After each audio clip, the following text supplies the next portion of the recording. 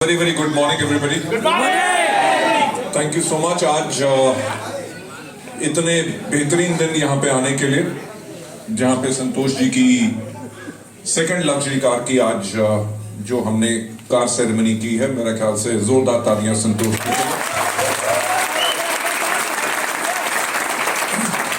ये जन्मदिन आज का दिन आप लोगों का है। आप लोगों को काफी विश्वास इस सिस्टम के प्रति और ज्यादा स्ट्रांग होगा, क्योंकि ये लीडर्स जो आपके हैं, जब इन्होंने जिंदगी बदली है और जिंदगी बदलने के बाद एक प्रण लिया है, जो आज मैंने पहले भी कहा कि मेरे साथ कमरे में बैठ के संतोष जी कह रहे थे कि इन्होंने प्रण ये लिया है कि कम से कम 500 लोगों की जिंदगी बदलेंगे उसी प्रकार से जैसे इनकी जिंदगी बदली है।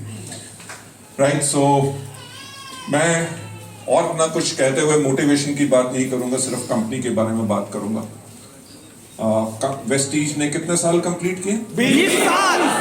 अगर आप हिंदुस्तान में उठा के देखें, सिर्फ 3 कंपनियां हैं जिन्होंने 20 साल कंप्लीट किए, और इन 20 साल में लाखों नहीं तो हजारों कंपनियां तो खुली हैं, पर वो टिक के नहीं रह सकी। क्यों? क्योंकि डायरेक्ट सेलिंग के बिजनेस को चलाना बहुत ही मुश्किल काम होता है। राइट, मैं आप लोगों को एक बात बताना चाहूंगा कि पिछले 2 साल से लगातार जो हमें अवार्ड मिल रहा है कि India most trusted direct selling brand. Right, जब पिछले साल हमें ये अवार्ड मिला तो मेरे पास ईमेल आया TRA जो रिसर्च ऑर्गेनाइजेशन है उसकी तरफ से कि आप लोगों को we want to give you award which is India's most trusted direct selling brand. ऐसा कोई अवार्ड होता है, इसके बारे में मुझे पता भी नहीं था। राइट, जब उन्होंने हमें अवार्ड देने की बात की तो मैंने अपने मार्केटिंग हेड को कहा कि जाके इस ऑर्गेनाइजेशन के बारे में रिसर्च करो। क्यों? क्योंकि आप मानोगे नहीं, हफ्ते में कम से कम 8 या 10 अवार्ड के ऑफर हमें ईमेल पे आते रहते हैं, और हर कोई छोटा अवार्ड लेना जो रिकॉग्नाइज ना हो, हम उन अवार्ड्स के लिए कभी जाते भी नहीं। तो जब उसने सर्वे किया TRA के बारे में तो उसने मेरे को बताया कि ये एक विदेशी ऑर्गेनाइजेशन है जो पिछले कम से कम 15 साल से इंडिया में रिसर्च करती है वेरियस बिजनेसेस के बारे में, वेदर प्रोडक्ट्स हो गए, categories of business, management of business, अलग अलग अवार्ड्स देते हैं। उन्होंने कहा कि इसके ऊपर जो रिसर्च होती है वो इंडिया के अंदर 2500 लोग चुनते हैं। ये जरूरी नहीं कि डायरेक्ट सेलिंग के हों, कोई भी ऑर्डिनरी कस्टमर्स हो, कुछ हो, बिजनेसमैन हो, नौकरी करने वाले लोग हो, उन सबसे वो सर्वे करते हैं और काफी क्वेश्चंस के बारे में पूछते हैं, और उनमें से एक क्वेश्चन उनका आता है कि आप इंडिया में किस डायरेक्ट सेलिंग कंपनी के ऊपर सबसे ज्यादा विश्वास करते हैं। मैं आप लोगों को बताना चाहूंगा कि वेस्टीज से पहले 6 साल तक लगातार दुनिया की number 1 direct selling company Amway को 6 साल तक लगातार ये अवार्ड मिला, और 7वें साल जब सर्वे हुआ कि कौन सी कंपनी है जिसके ऊपर आपको सबसे ज्यादा भरोसा है, तो नाम किसका आया? एक साल नहीं, लगातार 2 साल।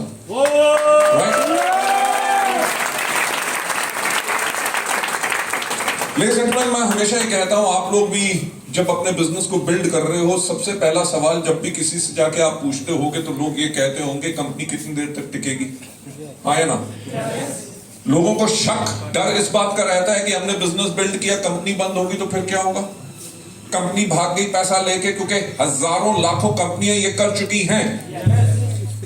20 साल तक लगातार के बाद जो हमें ये 2 साल लगातार ये अवार्ड मिला है India's most trusted direct selling brand, इसके एक्चुअली हकदार हम मैनेजमेंट नहीं, इसके असली हकदार हैं आप।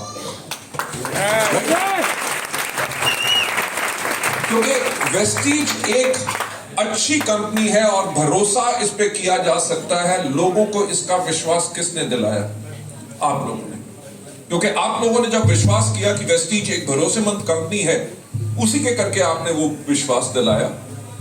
और किसी भी कंपनी को स्ट्रॉन्ग बनाने के लिए जिस चीज की जरूरत होती है, मैं उसके बारे में आपको बताना चाहूंगा। उससे पहले बताना चाहूंगा कि 1996 में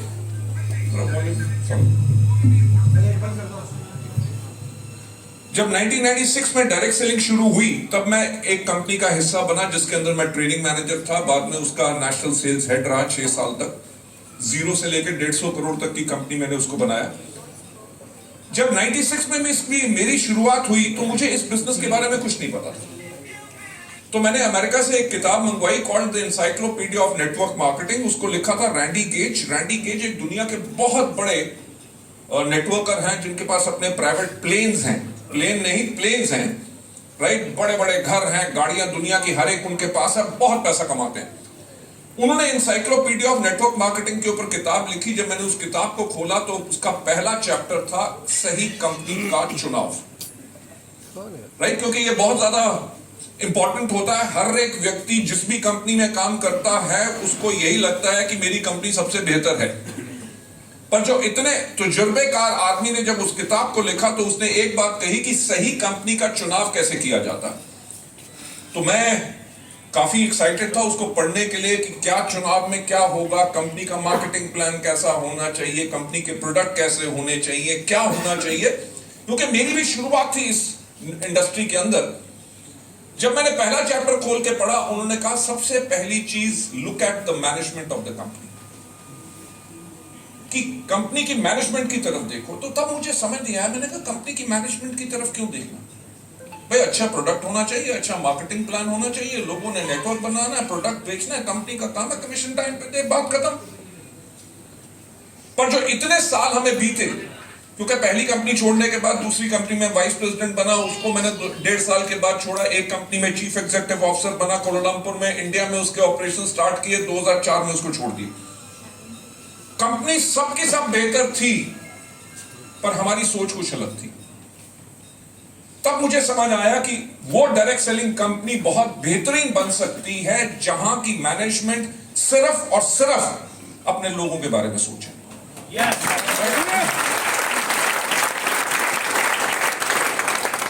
ना ही सिर्फ लोगों के बारे में सोचे बल्कि उस कंपनी की मैनेजमेंट के पास इतनी दूर की दृष्टि होनी चाहिए कि आने वाले समय को, ट्रेंड्स को, किस तरह दुनिया बदल रही है उसको पहचान सके और उसके अनुसार काम करे, ताकि लोगों का कैरियर जो है उस कंपनी के अंदर सुरक्षित रहे और वो ग्रो करते रहे।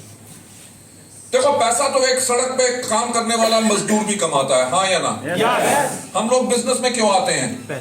आमदनी के लिए नहीं, हम आते हैं दौलत कमाने के लिए। आमदनी और दौलत में बहुत फर्क है। दौलत उसको कहते हैं कि आप इतना कमाओ कि आप दोनों हाथों से लुटाओ तब भी वो खत्म ना हो और आपका पैसा बढ़ता रहे। वेस्टीज के अंदर हमने इसी सोच के साथ वेस्टीज को शुरू किया। सबसे ज्यादा इंपॉर्टेंट चीज जो होती है, मैं आप लोगों का भविष्य वेस्टीज के साथ सुरक्षित क्यों है? क्योंकि वेस्टीज की मैनेजमेंट हमेशा फ्यूचरिस्टिकली काम करती है। ज्यादा ना समय लेते हुए मैं आपको पास्ट के उदाहरण बताना चाहूंगा। जब 2011 में हमें 7 साल कंप्लीट हुए थे, जब 7 साल कंप्लीट हुए तब हमारे कंपनी का क्यूमुलेटिव एवरेज ग्रोथ रेट 135% था, यानी कि हर साल 135% के दर से हम ग्रो कर रहे थे, राइट। कोई भी कंपनी होती वो कहती अपनी तो लॉटरी निकल गई यार, हर साल 100% ग्रोथ करना कहां पॉसिबल होता है, और 7 साल तक हमने कर ली, हमारी तो बस बुद्धि चढ़ गई। हमने 2011 में बैठ के सोचना शुरू किया 2020 के बारे में। मैं इसलिए आपको बता रहा हूं कि आप लोगों को यह विश्वास हो आपकी कंपनी की मैनेजमेंट आगे समय के लिए सोच रही है और काम कर रही है, ताकि आपका भविष्य बिल्कुल सुरक्षित रहेगा।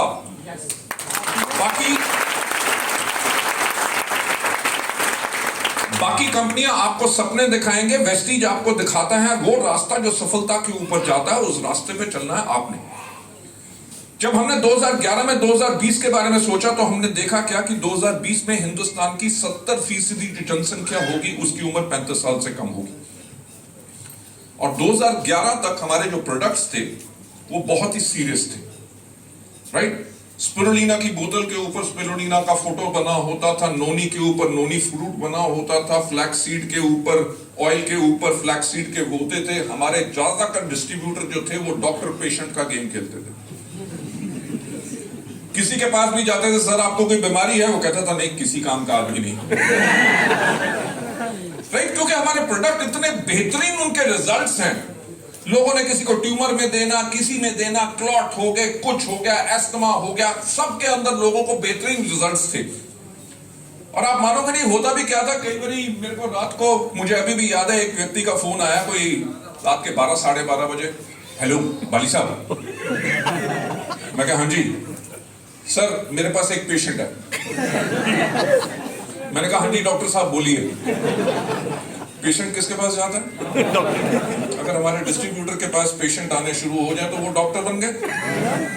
तो मैंने कहा हाँ जी डॉक्टर साहब बोलिए। सर ऐसा है, मेरे पास जो पेशेंट है उसको 15 साल से दुनिया की सारी बीमारी है।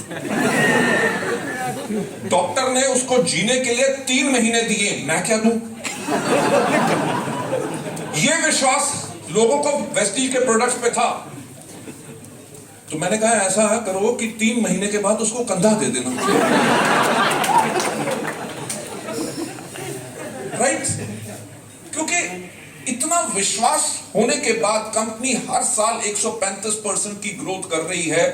जब हमने 2020 के बारे में सोचा और देखा कि 70% जनसंख्या की उम्र 35 साल से कम होगी, तो हमने कहा अगर वो सोचना शुरू हो गए कि वेस्टीज के प्रोडक्ट्स उन लोगों के लिए हैं जिनको बीमारियां हैं और जिनकी उम्र 50 साल से कम है, तो 2020 में हमारा बिजनेस हो जाएगा टाइम फिश।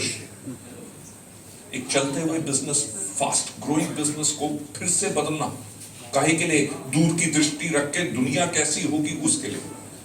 हमने क्या करना शुरू किया, हमने अपने प्रोडक्ट्स के ऊपर यंग बॉयज एंड गर्ल्स की फोटोग्राफ डाली, अपने कैटलॉग्स में यंग लड़के और लड़कियों की फोटोग्राफ डाली, अपनी एंटायर वेबसाइट चेंज की। वेस्टीज 2011 में पहली कंपनी थी दुनिया में जिसने नेटवर्क मार्केटिंग में अपना मोबाइल एप्लीकेशन लॉन्च किया। क्यों? क्योंकि 2011 में हमने देख लिया जब यंग इंडिया होगा तो यंगस्टर्स जो हैं वो टेक सेवी बहुत होते हैं। हमने मिस्टर ऑफ मिलान बाद में लॉन्च किया, स्किन फॉर्मूला 9 लॉन्च किया, ट्रू मैन लॉन्च किया, अश्योर नेचुरल लॉन्च किया, यूथ आइकॉन प्रोग्राम्स किए और हमने वुमेन एम्पावरमेंट प्रोग्राम्स किए। 2011 में हमारा टर्नओवर था 50 करोड़ मात्र सालाना, और 2020 में जब हमने क्लोज किया, हमने 2020 में किया 2200 करोड़ का टर्नओवर।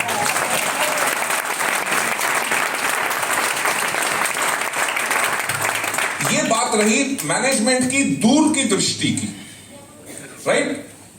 कंपनी की मैनेजमेंट की तरफ क्यों देखना है? क्योंकि 2011 में जब हमने काम करना शुरू किया, हमारी फिर से ग्रोथ होनी शुरू होगी। 2014 में आए हमारे माननीय प्रधानमंत्री नरेंद्र मोदी जी, उन्होंने एक नारा दिया, मेक इन इंडिया। कंपनी की मैनेजमेंट की दूर की दृष्टि के बारे में सोचो और प्रॉब्लम्स को कैसे सॉल्व करते हैं, तभी आप लोगों का कैरियर बिल्कुल सेफ है। जब उन्होंने मेक इन इंडिया कहा, हमारी इंटायर एश्योर कैटेगरी जो थी वो मिलेट ग्रुप ऑफ जापान अपने थाईलैंड की फैक्ट्री में बनाता था, वहां से हम इंपोर्ट करते थे, एकदम उसकी होगी इंपोर्ट बंद। जब माल मिलना बंद हो गया तो सेल आ गई नीचे। सोच ये भी हो सकती थी जापानी प्रोडक्ट उसको हम इंडिया में कैसे बनाएंगे, वो क्वालिटी नहीं दे सकते, एश्योर को बंद करके रीएश्योर लॉन्च कर देते। पर मैनेजमेंट वो होनी चाहिए जो किसी भी प्रॉब्लम को सॉल्व करने का उसके पास सॉल्यूशन हो। हमने 2 महीने के अंदर अपना इनोवेशन सेंटर खोला, 4 महीने के अंदर उन प्रोडक्ट्स को री इंजीनियर करके 4 महीने के बाद वो प्रोडक्ट्स फिर लॉन्च कर दिए।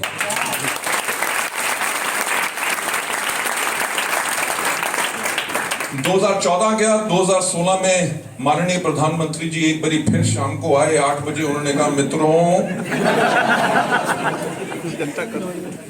भाइयों और बहनों, कल से 500 और 1000 के नोट। आप मानोगे नहीं, तब हमारा बिजनेस एवरेज हर महीने का 72 करोड़ का हम बिजनेस कर रहे थे 2016 में, और बिजनेस अगले महीने 500 और 1000 के नोट बंद होने के बाद 72 करोड़ से सीधा 47 करोड़ आ गया।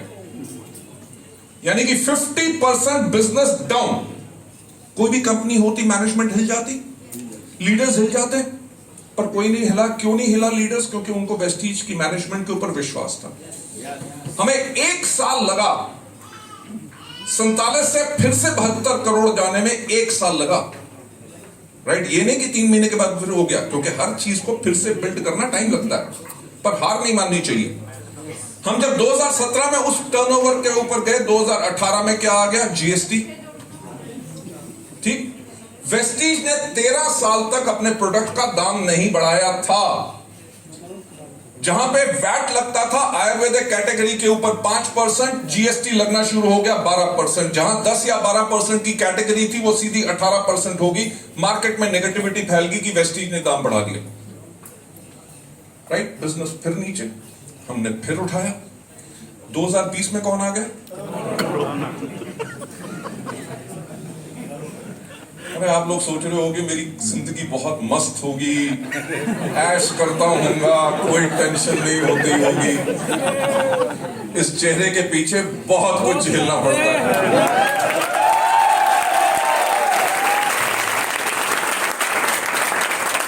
जब 23 मार्च को लॉकडाउन लगा तो अनाउंसमेंट थी 3 दिनों के लिए लॉकडाउन लगेगा। लोगों ने कहा क्या दिमाग है हमारी सरकार का, कोरोना जब आएगा पहली बात तो वो चाइनीज है, चाइनीज ज्यादा चलती नहीं है चीजें। दूसरी बात, हमारे देश में इतनी गर्मी पड़ती है कि वो गर्मी से मर जाएगा। लोगों ने कहा 3 दिन तक जब सारी दुनिया अपने घर में होगी, कोरोना किसी से मिल ही नहीं सकेगा तो धक्के खा के भाग जाएगा। फिर एक आइडिया आया कि ऐसा है, रात को 8 बजे सारे के सारे हिंदुस्तान में लोग थालियां लेके चम्मच के साथ पीटेंगे कि आवाज से जो वाइब्रेशन होंगी उसके साथ कोरोना मर जाएगा। मरा। एक चीज हो सकती थी, कोरोना तो मरता ना मरता, वेस्टीज का बिजनेस मर जाता क्योंकि सारे लीडर्स हमारे खत्म हो जाते। वेस्टीज ने क्या किया, 48 घंटे के अंदर अंदर कोरोना का कर्फ्यू लगा हुआ है, लॉकडाउन है, पूरी दुनिया बंद है। हमने 48 घंटे के अंदर अंदर अपने 600 से ज्यादा एम्प्लॉइज के घर में लैपटॉप कंप्यूटर्स पहुंचाए। जहां पे वाईफाई कनेक्शंस नहीं थे, हमने वाईफाई कनेक्शंस लगवाए। अपने डीएलसीपी, अपने ब्रांच ऑफिसेस के जो लोग थे उनको स्पेशल एसेंशियल सर्विसेज के कर्फ्यू पासेस बनवाए। पूरी दुनिया का बिजनेस बंद था। 48 घंटे के बाद वेस्टीज का बिजनेस पूरी दुनिया।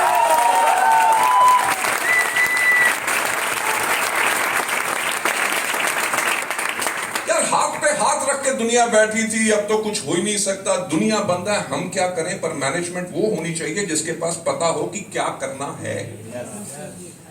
कठिन से कठिन समस्या में जहां पे दुनिया के पास हल नहीं है, अगर आपके पास हल है तो आपको कोई आगे बढ़ने से नहीं रोक सकता।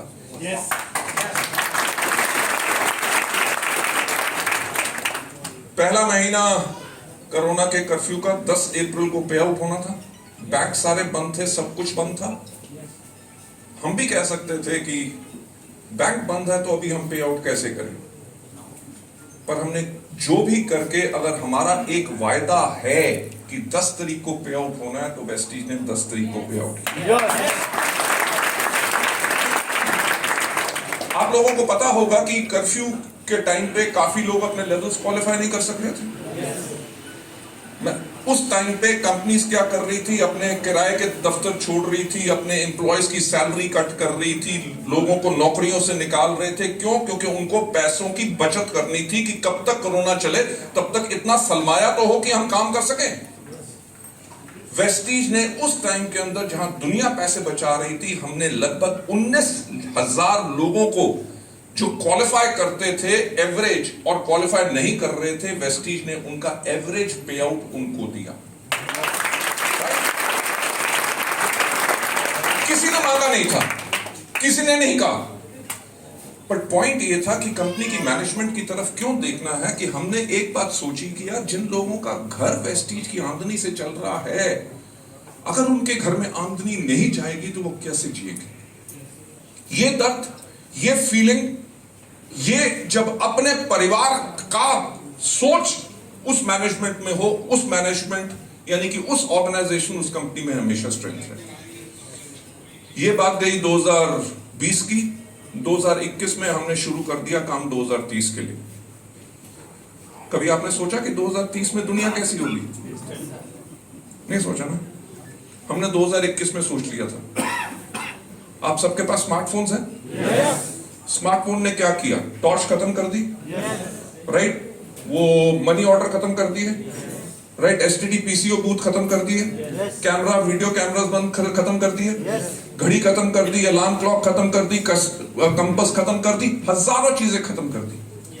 आज के दिन पे फोन के ऊपर आपकी रिकॉर्ड प्लेयर हो, कैसेट प्लेयर हो, सब सीडी प्लेयर सब खत्म।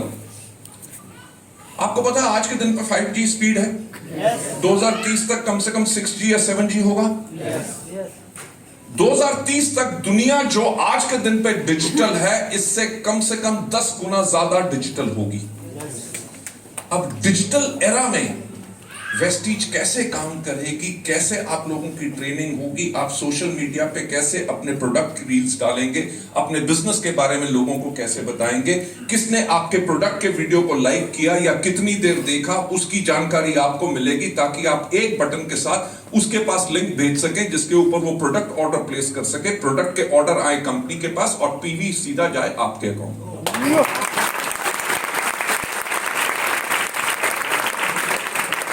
समय में जो आपके नए डिस्ट्रीब्यूटर्स बनेंगे, उनको ट्रेनिंग कैसे मिलेगी, उनको प्रोडक्ट के बारे में नॉलेज कैसे मिलेगी, उनको सिस्टम्स के बारे में कैसा होगा, इन सब की तैयारी वेस्टीज कर चुका है और आगे हम 2030 तक आप सब इन चीजों को देखते रहेंगे।